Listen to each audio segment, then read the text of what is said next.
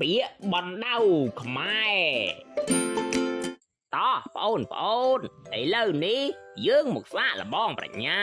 ឆ្លើយនៅពាក្យបណ្ដៅខ្មែរជាមួយបងទន្សាយទាំងអស់គ្នា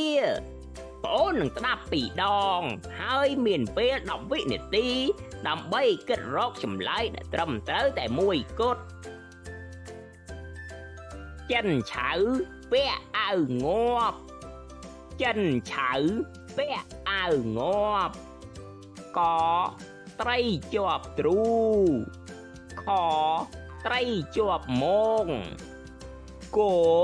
ត្រីជាប់ជុចខត្រីជាប់លោប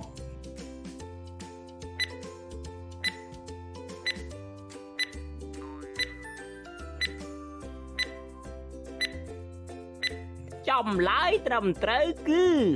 គោត្រីជាប់ជុច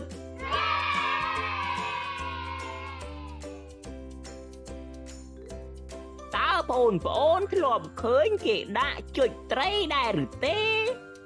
តើគេដាក់នៅឯណា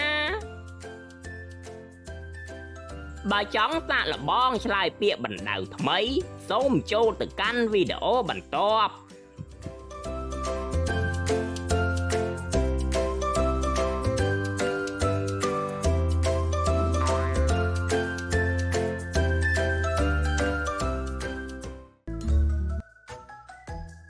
សូមអរគុណ